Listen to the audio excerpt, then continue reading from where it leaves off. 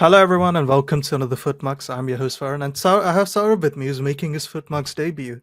So today's Footmarks is on Shubman Gill, the T20 batter specifically. So, Saurabh, you're obviously paid by Shubman Gill's PR to write a piece on him. How do you feel about this Footmarks? I feel like they need to pay me more because he's not had much success since I wrote that piece, did he? So that piece is even more important now. So I'm waiting for the money to flow into my account. It's not yet come. Nothing has come. Yeah, I think that was still. I remember reading that comment. It was the funniest thing I saw. Yeah. Like, but by the way, Shubman, if you're watching this, we are all of us available to write uh, pieces in your favor if you're going to pay us. Make sure to contact Absolutely. Jared for that information.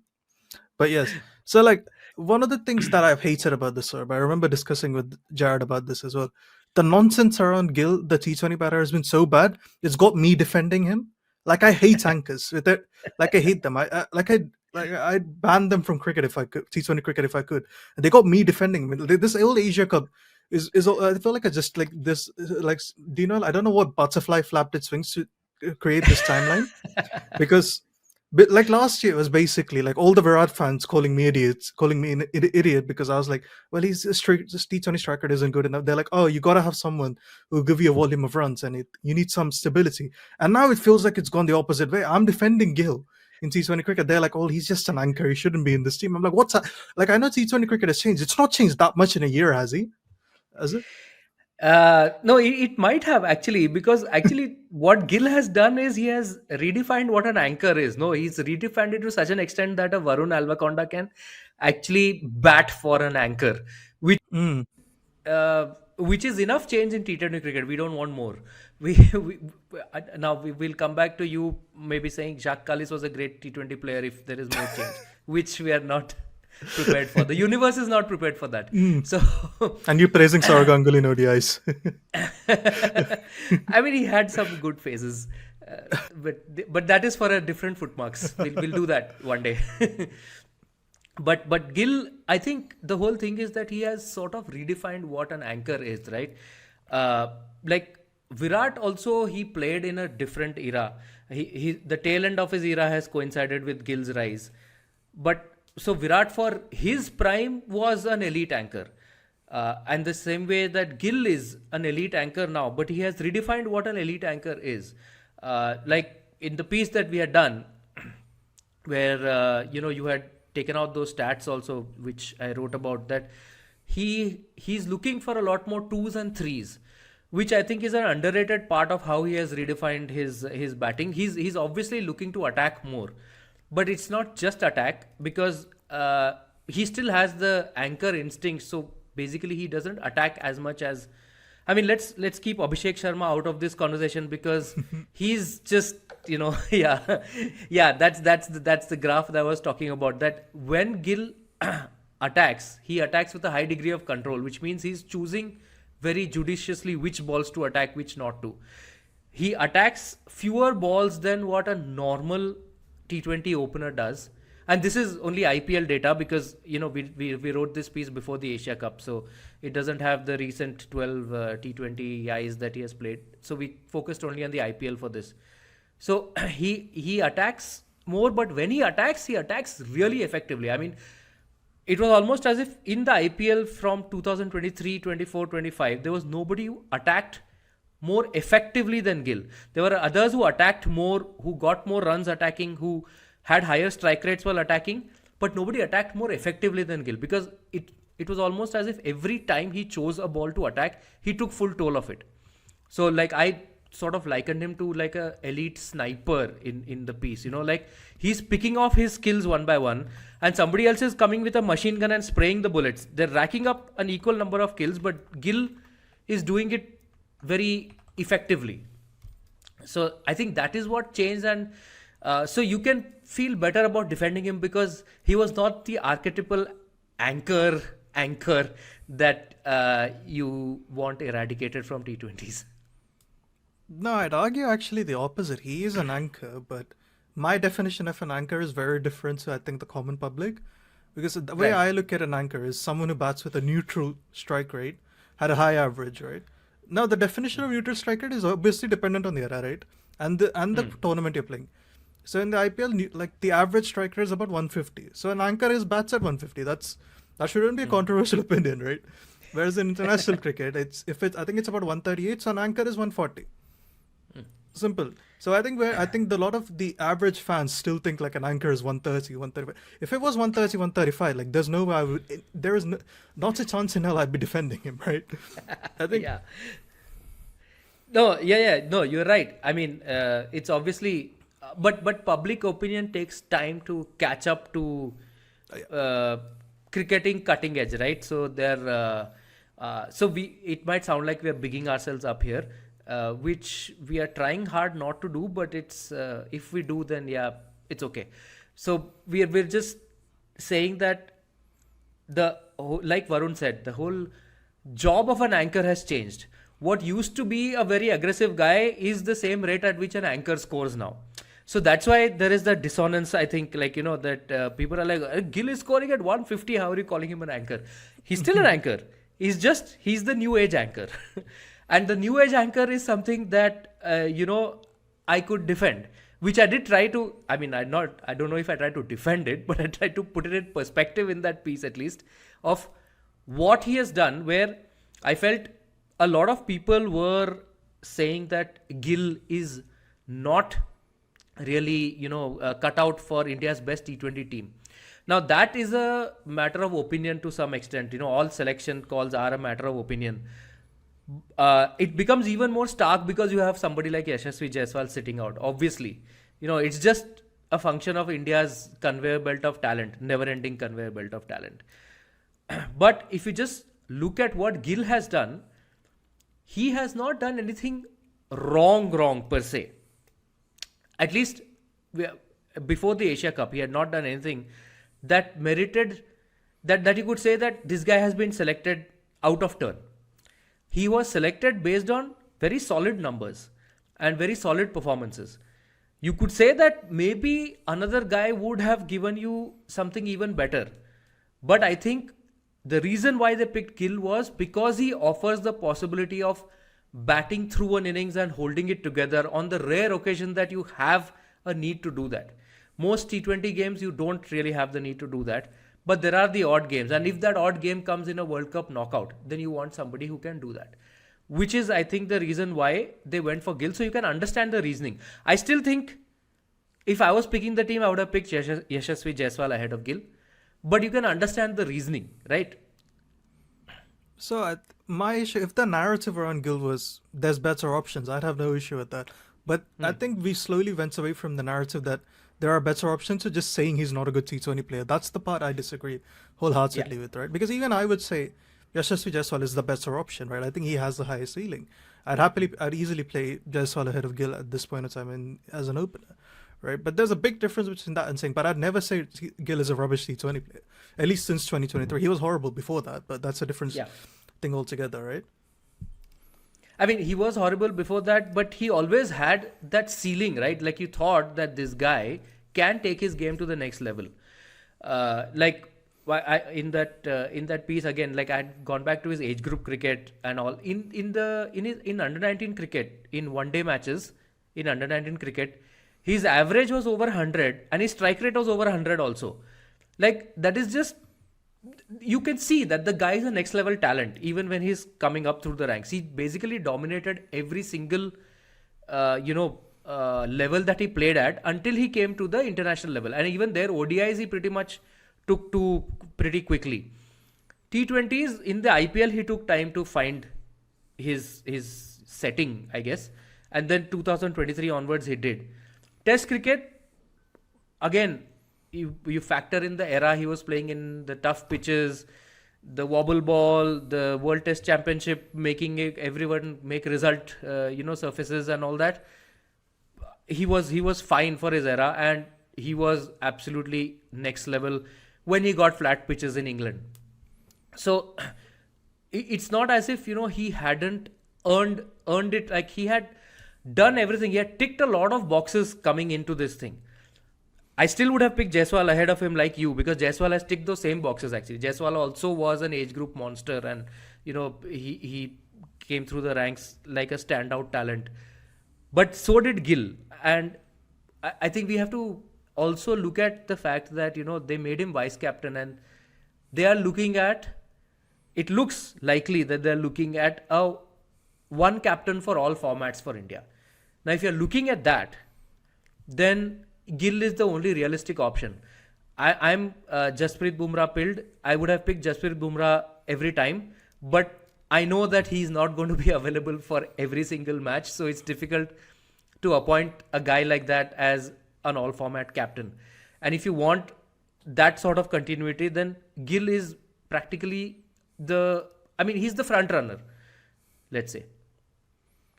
Yeah, I completely agree with you. I think that's the part where I think that part is the one time I'll agree with the fans, and there isn't a lot of times I'll agree with casual fans. I think, as you know that by now, it's like if India had just say let's just pick Gill for like 10 to 12 matches and just given him a go, I think it would have been fine. It's the fact that they almost, by announcing him as the vice captain, they made it clear he's an automatic player.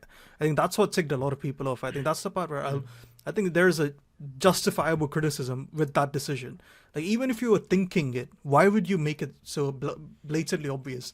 Like, the time to do it, if Gill had, let's say, if I was them, I would have done it so that if Gill had a good 10 to 12 games, I would have announced it then, right? Because he would have earned the fans' trust at that point.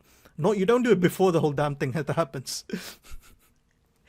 So the thing is, very interestingly, Gill was announced vice captain for that tour of Sri Lanka also, which happened when before the T20 World Cup. So it's sometime in 2023, or I think it was 2023, or no, it was under Gambhir's captaincy tenure. So it was 2024. after. Yeah, so it was 2024. He captains Zimbabwe, and then he's the vice captain in Sri Lanka. He's the vice captain in Sri Lanka. So he was announced as vice captain then, and then he was either rested or dropped, depending on how you want to define the word, from India's T20I side.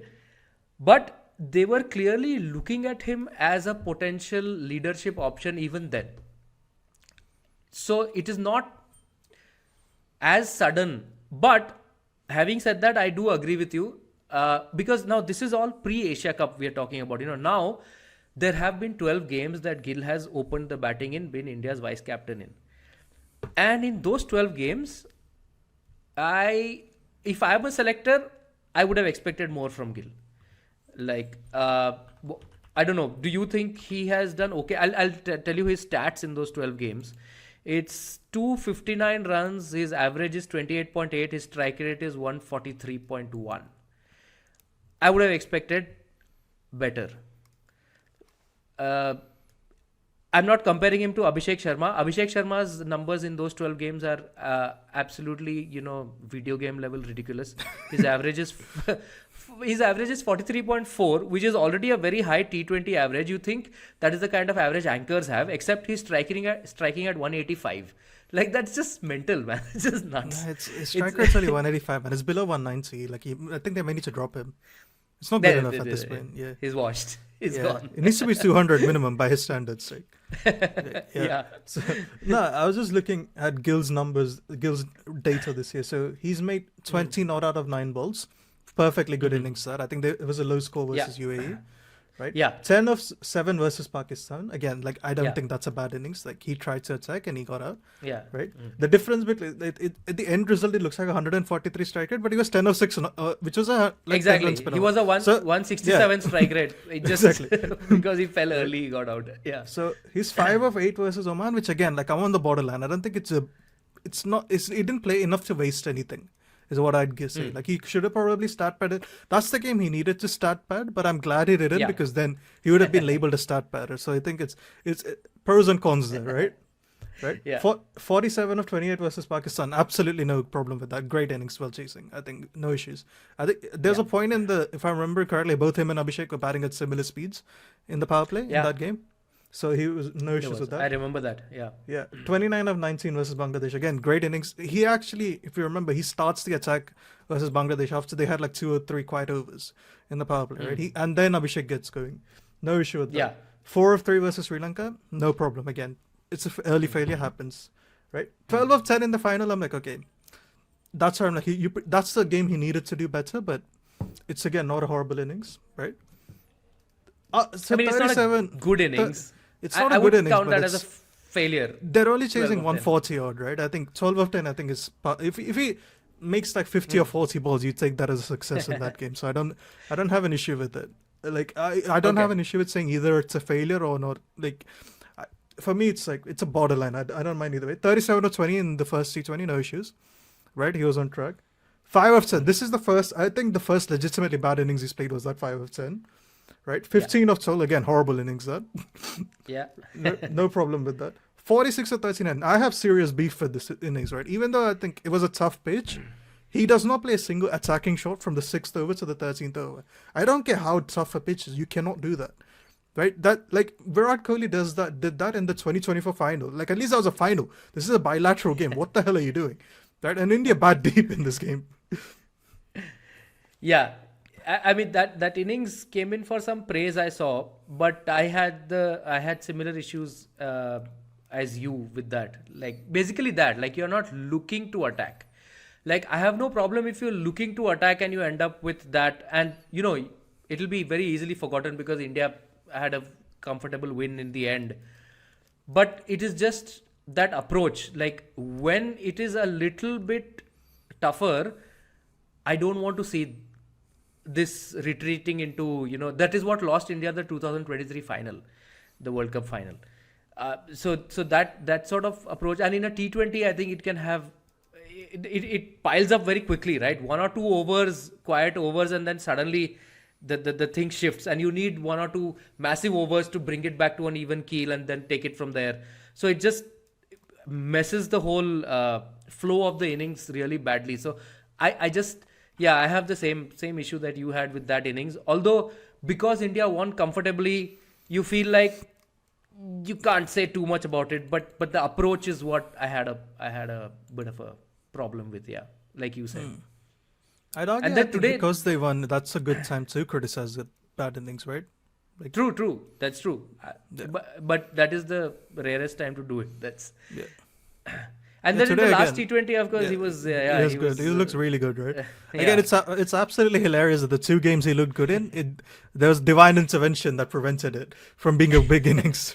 So So the irony. now, whether that divine intervention is pro Shubman or anti, I don't know, because you don't know how he would have progressed post power play in those 2 innings. He was Or post power play though, right? He was 37 or 20 in the 10th over. No, I mean, okay, not post power play. I mean, if it had gone on, whether that same tempo would have been maintained, whether he would have slowed down, whether you don't know what would have happened. That's true. Whether it would have turned into 100 of 50 odd balls, or it would have turned into like a 60 or 40. We don't know. So there was, it could have swung either way, but it got cut short before it could achieve. So I guess it's fair that it happened twice. So if you give it a 50-50 probability, one might have become a standout knock. One might have been like, oh God, it's just a stat padding knock. One cancels out the other, so he gets both. Yeah, because he does that in the last game too, right? He's like 24 of 16 and he finishes a 46 of 39, right? In Yeah, the last game. exactly. So that could have happened today, right? Easily. That's what it could have. So we don't know how it would have gone. So the interesting thing about that is about his numbers that I mentioned earlier. Like his strike rate was 143. In those 12 matches, the overall opener strike rate has been 149.6. Obviously, a lot of it is driven by Abhishek Sharma. But a lot of it is sort of pulled down by Gill also, because his strike rate has been 143. So he's, at one end of the spectrum, Abhishek is at the other. And he is scoring below par strike rate. And the average, which is where you would expect Gill to not be below par, the average has been 35.3, whereas Gill is 28.8. So he is lesser than the average opener. It's a small sample size. It's just 12 matches, and all 12 are in just 2 tournaments. One is the Asia Cup, one is the Australia bilaterals, and the Asia Cup had obviously associate teams also, so it kind of makes it a little wonky. So we shouldn't read too much into it. But the thing is, if you had told me before these 12 matches that Gill would be scoring less than the average opener and slower than the average opener, I would have thought that's a failure. Yeah, so I just started looking at the Indian batters this year, I think.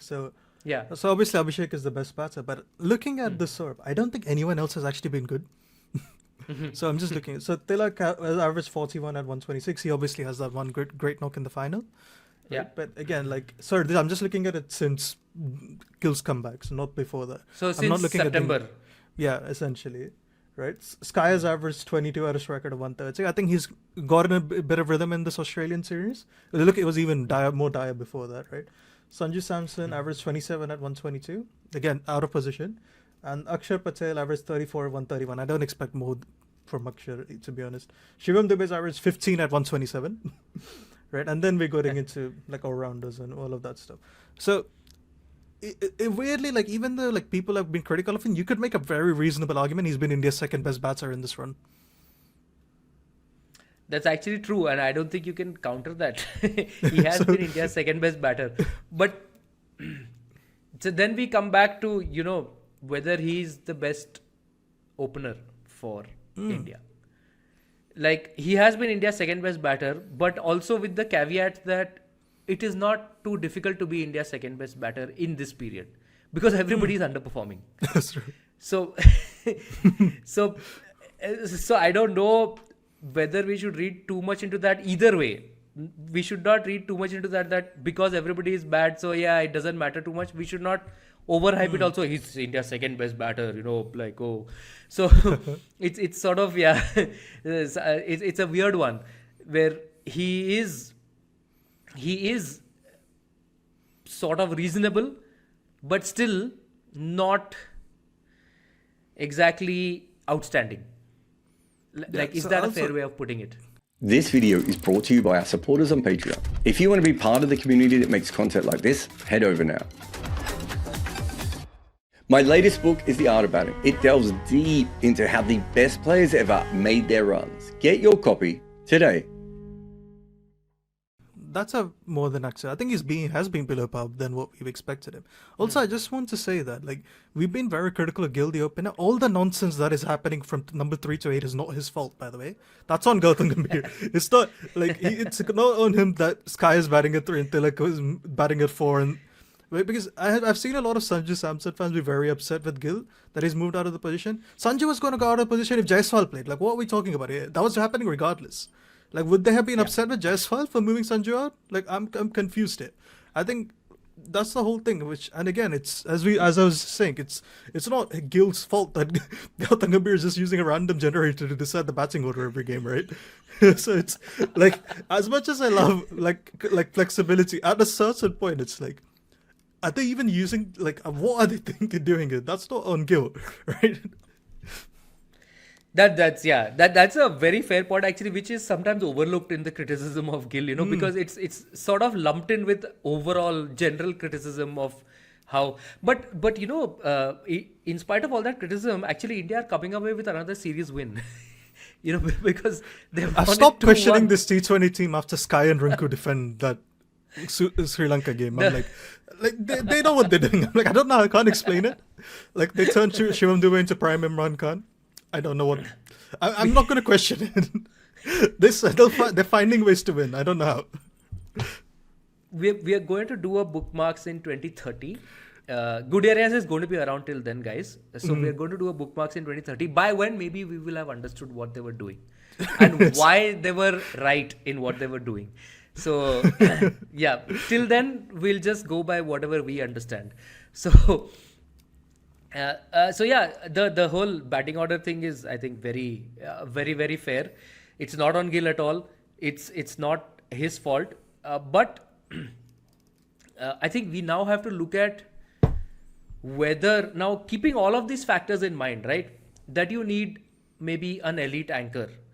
Maybe you need that insurance that an elite anchor provides. Does it? Okay, that's that previous graph that you had shown shows how much Gill has improved from 2023 onwards, right? Before 2023, he was a net negative batter because he was scoring slower than normal. Batter before 2023. Okay, yeah. So I went for net negative, slightly less harsh. I spend a lot of time defending Gill. I need to like go the other way for a bit, I think. So yes. Yeah. But basically, yeah, what this graph tells you is that he was scoring the same amount of runs that other openers were, but slower. So basically, that is harming your team because you're taking up more balls than the normal opener would and scoring less runs.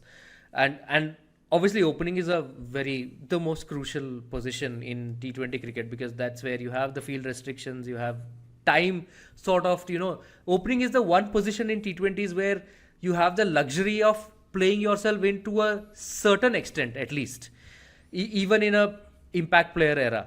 And despite that, he was like, yeah, but then he moved to really elite in 2023 onwards, which is why we are defending him, which is why even Varun is defending him, because since 2023, if you look at that, he's been 15 above par in true strike rate and 20 nearly 20 above par on true runs. So he's scoring more runs at a quicker rate than the normal opener is at a significantly quicker rate, significantly more number of runs.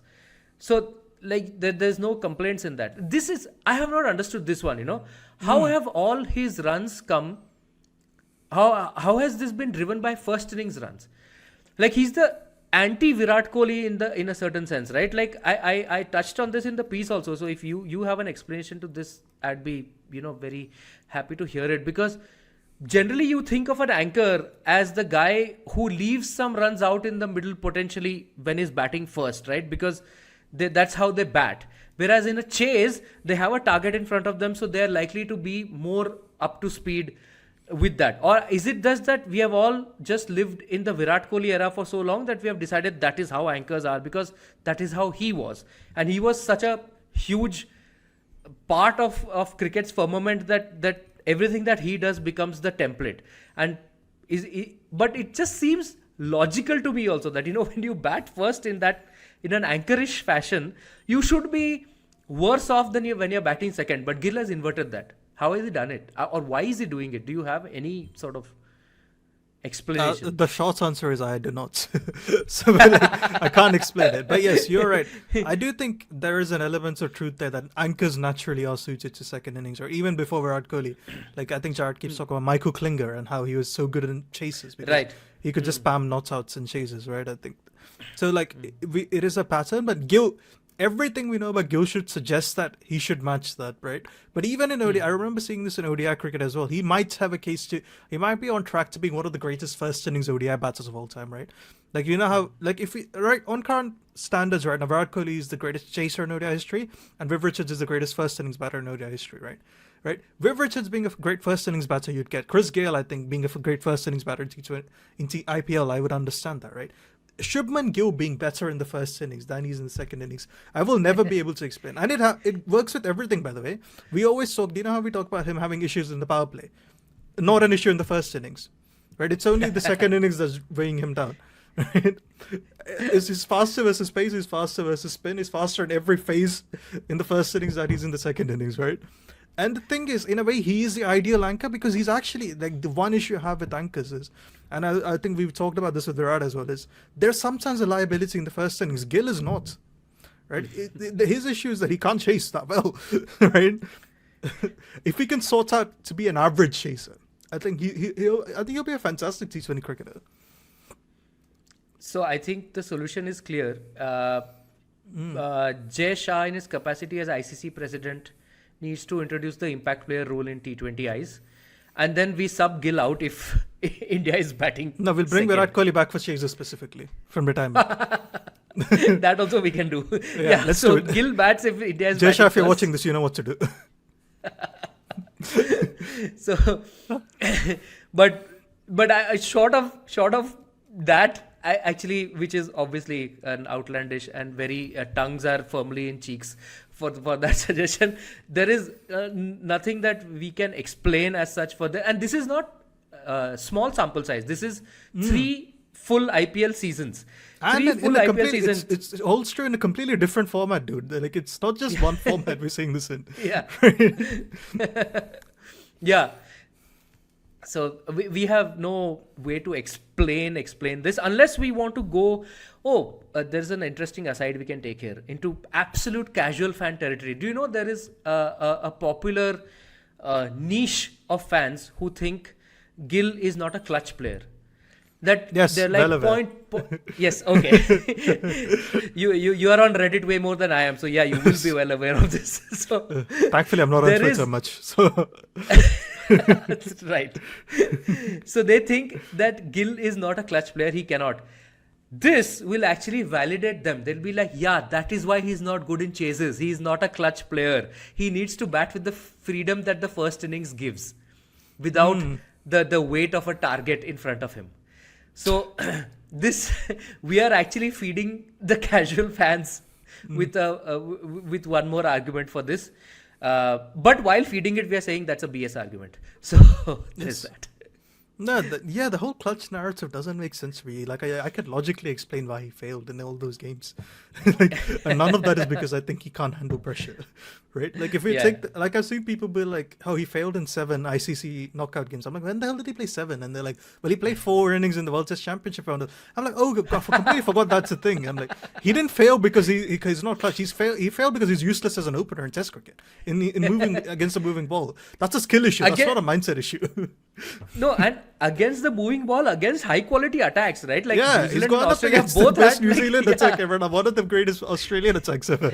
Yeah, he like- didn't stand a chance. anyone could fail there, man. Like you don't, yeah. So, And I what didn't was know it? that this. And you know I what, didn't know this. I'm gonna look at this. Let's break this down. So the 19th November, right, in 2023, he played a shot which is usually in his favor, and he got outplayed. Happens. 2025 Champions Trophy final, right? A free Glenn Phillips catch. I did not checked. I did not knew that Gill had so much power, that he had so much pressure he could make other fielders take out screamers. I was not aware of that power, right? I did not know that was possible. And I honestly, like, I've seen people say, like, oh, he failed in Asia Cup final. Who gives a fuck about the Asia Cup, dude? For me, it's a bilateral series between India and Pakistan with extra steps. Actually, this Asia Cup was the first time that it actually reached its fruition of what it was planned. You know that Yeah, because 3-match India and Pakistan met in the series final. Yes, with some warm-up yes. games in between. Correct.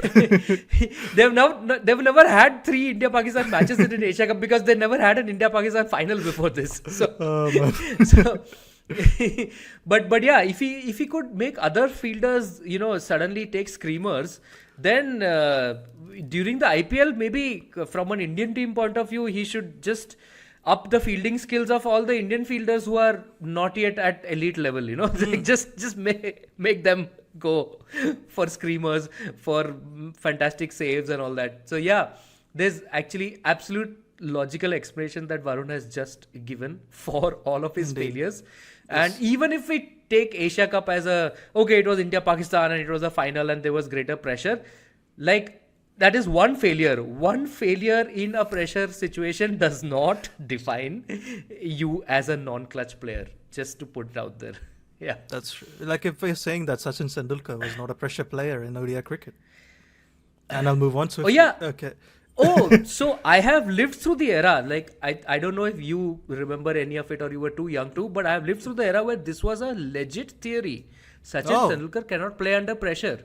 I was This not was aware a of big this. thing. I was aware of it whenever he makes 100, India lose theory. That I know. Yes, that was one, and this was the other, that he doesn't play well under pressure. And that was a proper thing. And like, imagine it was viral in a non-internet era. So that's how. No, I'll tell you, I've lived through the Virat Kohli can't play under pressure era. That I remember. What? 1 second. I had to have lived through that. This has completely escaped me. There are people who say Virat Kohli can't play under pressure. It played, Like, it peaked around 2019 after the semi-final. Like people were like, he's just failed in almost all the World Cup knockouts. He can't bat. Oh, I yes, remember- yes. Okay. Yes, Yeah, yes, now I yes. remember. Okay. Yeah. I think I I had blocked that remember from my looking- mind because yes. it was so It's- ridiculous. Yeah, it's almost as if great players just will make runs in knockouts if they have enough sample sizes. Right? Yes. It's almost as if like logic applies at some point, right? Just, yeah. It's I almost, re- yeah. So let's actually talk about his IPL career for a bit again. This is a weird podcast. So like, there's no structure to this at all. Just the way I like it. Okay. So I was just doing some random. It's like India's batting order, Varun. It'll make Correct. sense. I'm in the Gautam 2030. Gambhir of the good areas network. Yes. Let's go. Yes, it'll make sense in 2030. Yes, Go ahead. correct. In a random way, it will make sense. Okay, so if you look at I was just doing the cluster analysis for Gill from 2018 to 2022, right? So I had him in the same cluster as Kane Williamson, Shreyas Iyer, Manish Pandey, Ambati Rayudu, Virat Kohli, right? Now, Shreyas Iyer and Virat Kohli on paper, it doesn't sound like a bad cluster, but they were horrible in that period, right? In that period, yes. Yes. That was by far Virat's worst period, right? At least from 2020 to 2022. He was okay in 2018 and 2019, right? That's not a cluster you want to be in. That's not, yeah. I mean, that's exactly what Jared said. I think when the piece was that he added that line, that's not a cluster you want to be in for that time period. Yes. So like Shreyas Iyer in that time period, Virat Kohli in that time period, and the others are anyway naturally sort of in that cluster. That's not a cluster you want to be in, yeah. Okay, so if we look at it, whereas if you look at it from up in this current era, much better, right? He's in the same cluster as Virat, Conway, Sai Sudarshan, Ruturaj, Shreyas, and for some reason Shubman Dubey. I don't know how he ended up in this, but sure. Weird things happen, right? Again, like that's the funny thing about form, isn't it? Like Shreyas Iyer and Virat Kohli were the examples of bad, and now they're examples of good. Right? How times change, right? He's been fantastic since 2023 in the IPL, right? He has, and to staying true to the spirit of this podcast, just Shreyas Iyer in this IPL, I was so impressed by him. I think I turned into a proper Shreyas Iyer bandwagoner after seeing him in this IPL, and also I think what he has done in ODI cricket, and to a much lesser extent last IPL. Last IPL, I think he had a better than average IPL. Which was sort of camouflaged because he was in a Galactico team and that Phil Salt, Sunil Narayan was having the season of his life and all that. But Virat Kohli last IPL and this IPL, last IPL sort of midway through, he just switched. It was like a switch was flicked somewhere and he became the T20 opener that everyone knew that he could be if he wanted to, but he had just turned himself into this accumulator sort of opener over the years. And then he flicked that switch and he just became the opener which incidentally he was throughout the T20 World Cup also. It's just that the runs were not coming, the pitches were shit, and he was getting out, and which is when he reverted to previous type in the final. But until the final, he was actually playing the way he had played in the second half of the IPL, and then in this IPL also, he was. Again, till the final, again. Again, till the final. That's true. Again, till the final. So again, I think we've clocked the formula, right? The way to win a T20 tournament is get Virat to play a controversial knock in the final. That's the way, easiest. Right? Yeah, so I'm looking forward to IPL 2026 when RCB make the final again. So if he does it again, I think I want him to do it again just for the memes of it. Right? Then I might even start believing in superstitious forces or something, like this is how the universe works or something. Gill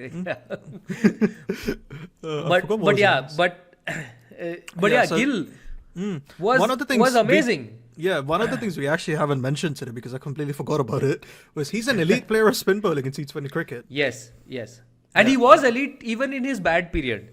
Yeah, he was quite good. He was. I mean, maybe not elite, but he was really good. He was better than par in even 2018 to 22. And then, of course, 23 onwards, he has taken his game to a very... He's actually as good as, I think, Shreyas Iyer and Sky against spin.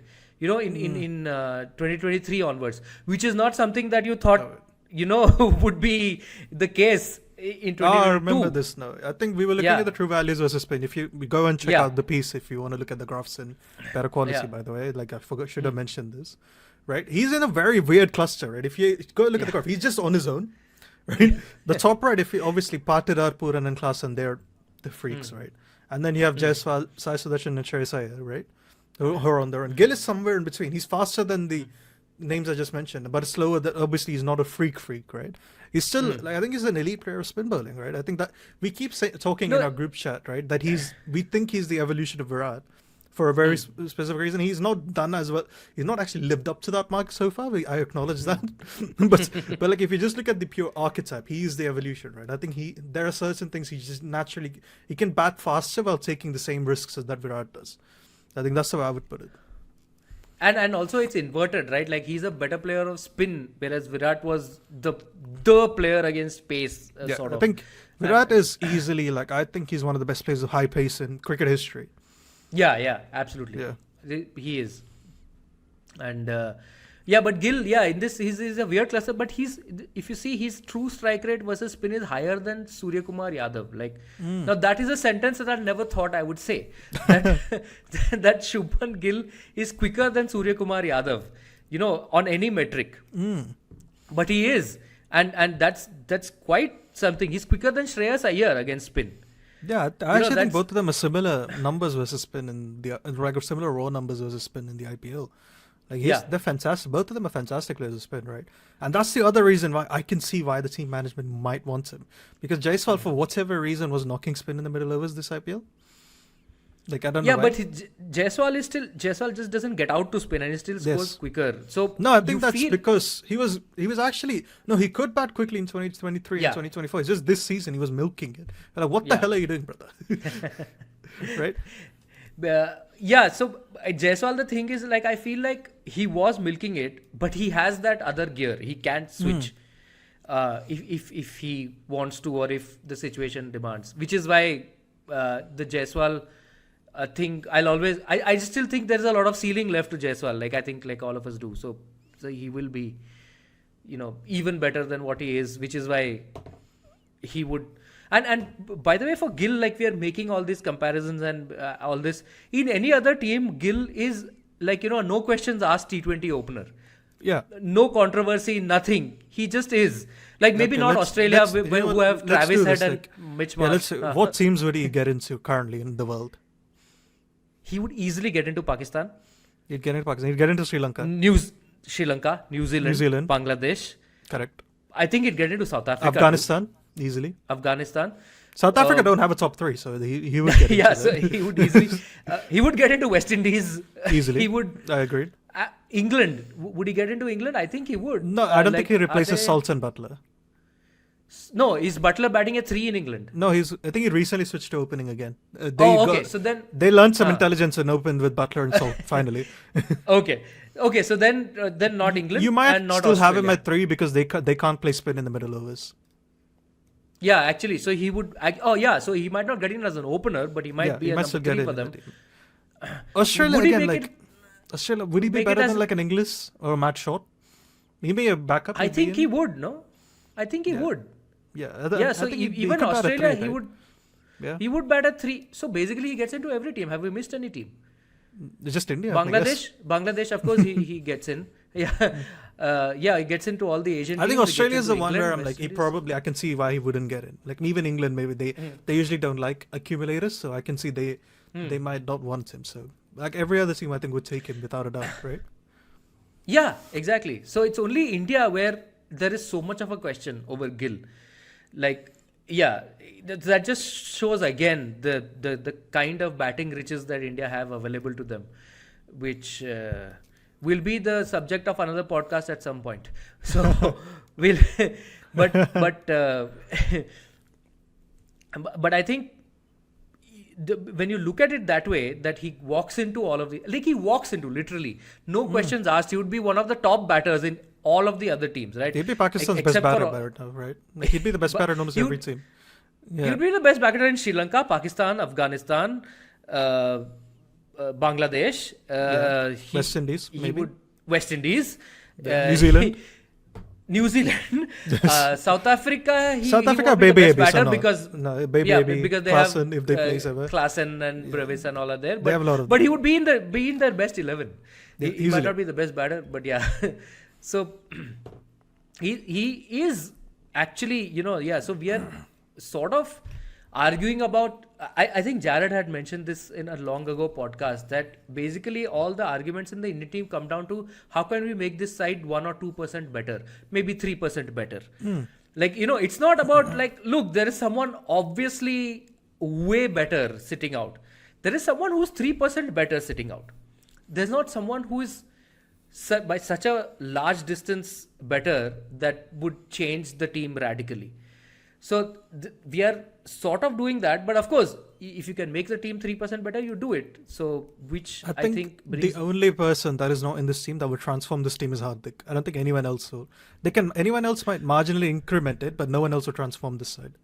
Who's not already Hardik is in India's best 11, right? No, I'm just saying, right? If you look at anyone who's not in this current team, the only person I think will absolutely transform this team is Hardik. No one else is transforming this team. They're only marginally making it better. Yeah. So given all that, now, are we still happy with Gill in India's T20I starting 11? Or do we think... I don't know. I didn't have him in the first place, so I'm not happy. So no. Yeah. Are you unhappy with him in the first? I'm not unhappy, but I'm not happy. Like okay. I think lots of people had Jaiswal. I had Samson because my logic was very simple. Not that I think Samson is the second best opener. My logic is I don't trust a single middle order wicketkeeper that's in India. So I'm like, I don't trust Samson in the middle. I don't trust Jitesh in the middle. I don't trust Jurel. I don't trust Pathar or OKL. So I'm like, might as well just Ishan Kishan open. Ishan definitely not, right? Nice. Like I don't trust any of them. It's about at 5 or 6 in the team. Okay, so I live in Bangalore, so I definitely trust Jitesh Sharma in the middle. And I'm actually I think Jitesh, the way he transformed his game, which was in evidence in IPL 2025. No, I like Jitesh. I just don't trust him. So there's a difference. No, so I trust him. I trust him in the middle. I think I trust him more if he has, like, if you're talking about the World Cup next year, I trust him more if he has like a solid bank of matches behind him, which is what I think they're doing, which is why they've gone to him in this, in the Australia series. They went to him, they dropped Samson because they want to have him as an option, viable option. And you can only be that if you need to have played, right? Like, no amount of nets and all that is going to substitute actual game time in the middle, actually batting against bowlers who are trying to outwit you in a pressure situations, or how much of a pressure bilateral brings, but the game pressure at least. So that's why I think they were doing it. So I would trust Jitesh, but if you want Samson, do you think Samson at 3 works, or you would have him opening? I think he has to bat in the top 3. He can't bat it anywhere else. If he has to play, he has to be in the top 3. So let's do this. Like, who is your ideal top 6 for India in T20? I would have stuck with the top 4 they had, which was Abhishek, Samson, Tilak at 3, Sky at 4, and who the hell was the number 5? I think I had Akshar at 5 because I think there's no utility with him batting at 8. At Akshar 5, I had Rinku or Hardik at 6 and one of them at 7. Or Jitesh. At 7, I don't really care who bats. And then you have someone at number 8, right? Like some all-rounder at 8. It doesn't matter. Like Washington, right, let's say. Might as well. Yeah, so I would have Jaiswal and Abhishek opening. No I issues. would have Shreyas at 3 and Sky at 4. Okay, I forgot about your Shreyas Iyer bias. Yeah, so I think, like, I just think he has upped his game versus pace a lot. His versus spin is anyway. And I think I can see Shreyas at 4, not at 3. Because even for Punjab, he moves to 4, right? Because he kept coming in early versus pace and kept getting out for that brief period in between. But he was getting out, looking to play really aggressively. So I'm sort of okay with that. And then the second qualifier, I think, innings that he played against Mumbai Indians, was that from 3 or 4? That was like just one of the innings of the IPL. I think only beaten by Jitesh's that. I think as I kept saying, I think I was talking to Cheyenne about this. I have no recollection of 2025 as well. I remember more from 2024 than I do from 2025. Wait, I'll just tell you what position he batted in.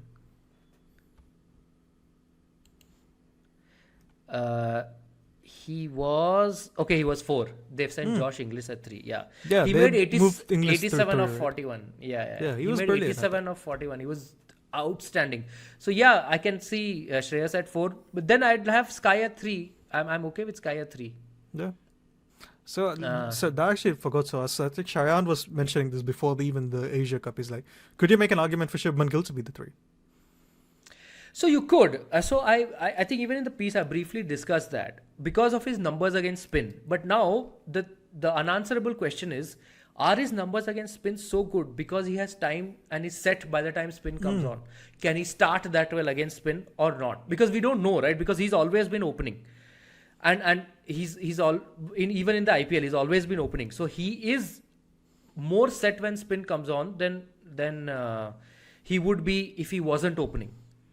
And he has being the kind of batter he is, he lasts generally till spin comes on. So are his numbers against spin driven by that, or is it that he would do the same if he was at number 3 also? So that I don't know, and of course there's no way of knowing unless we get a significant sample size of him, batting in the middle order and starting against spin more often. Yeah, so I think the issue I had with it was that because at that point Tilak had done nothing wrong, and you can't punish mediocre IPL seasons for someone who has had a great international career, right? That's why I think they would have still opened with us. So I thought they would open with Jaiswal because he had also done nothing wrong in international cricket, right? So that was my main thinking, but they did drop Tilak today. Sorry, rest. So I don't know what they're doing. And that's let's be clear. That's not Shubman Gill's fault. I know everyone wants to blame everything wrong with the T20 team on Gill, but it's not his fault, right? All we can blame him for, the only fan that are justifiably upset with him are the Jaiswal fans. Everyone else just relax, take a breather. It's okay, right? Not everything is on Gill. No, I think what they were doing, is the same thing with that they were doing with Jitesh, which is that they wanted to give Rinku some game time. Before the T20 World Cup comes up, I expect to see some sort of shuffling happening here and there to be able to give everyone some amount of game time, because you want everyone to be in that sort of space with some international games under their belt coming into the T20 World Cup, some sort of having batted in against good attacks in pressure situations and all, because the World Cup is happening before the IPL. If it was happening after the IPL, you can rely on all of these guys getting really good game time in the IPL, but that's not happening. So I think they will do a little bit of that, so that I can actually maybe understand the thinking of the team management. I don't necessarily agree with it, but I can understand. I don't necessarily disagree with it also. Let's put it that way. That's fair. I do think that tactically what they're getting wrong is I don't think Sky should bat at 3. I don't think he should start versus pace is what my worry is with that team. Again, the easy solution is just leave Tilak at 3 because he can't start versus spin, right? So it's that's why I think the thinking is muddled. Again, that is not Shubman Gill's fault. He didn't mess that up, right? That's the 3 and 4 that India had before, right? Yeah. So then actually, we have a situation where, I'm still sticking with a potential 11 with Shreyas in it, where both of them, Shreyas and Sky, are better off at 4 than at 3. So then I might, have Jaiswal and Abhishek opening. Tilak at 3, Sky at 4, Shreyas at 5, Hardik at 6, Jitesh at 7. And 4 bowlers. So I don't know. So that's only 5 bowling options, right? If I'm not mistaken. I mean, Abhishek can bowl a little. Tilak bowled a couple of overs here and there. Shreyas was developing his leg spin at one point. And Sky has that great Sri Lanka match, which started you off on this path. So it is sort of 5.75 bowling options or so, if you can put it that way. Each of them contribute 20 5 is like that. So, Saurabh, I'll ask you one final question before we end this podcast. What are the odds Shubman Gill will successfully defend 6 runs in the 20th over in the final of the T20 World Cup next year? 100%. That's the only logical way, right? Like irrationality is the logic that is being followed. So that's the only that's where the universe is leading us. But yeah, I think to conclude, we are both of the opinion that we might not have Shubman Gill in our starting 11 for India in T20Is, but we are not exactly unhappy with him being in the starting 11 either. Yeah. Is that fair? That's fair, right? I think that he's complete. He has done well in the IPL. He's done everything he should be doing as a T20 batter. Again, for that Gujarat Titans batting lineup, I think Rahul Tewatia was batting at 6. I'm like, if he's slightly conservative for that team, I can sympathize. Like, I'm not going to blame him too much for that. But yes, so thank you so much for listening up to this point, guys. Make sure to bookmark goodareas.co. It's the one-stop shop for everything. We'll see you again next time. Brian Lara used pot plants to work on his placement. John Wright glued his glove to his bat. Sachin Tendulkar dug up practice pitches. Tatenda Taibu cut the top off his bat. Claire Taylor used a hockey grip. Steve Smith was from tennis. Dean Jones would call phantom runs. And Victor Trumper turned the nets into a war zone to survive. The best batters in the world do whatever they have to make runs. We have told their stories in our new book, The Art of Batting.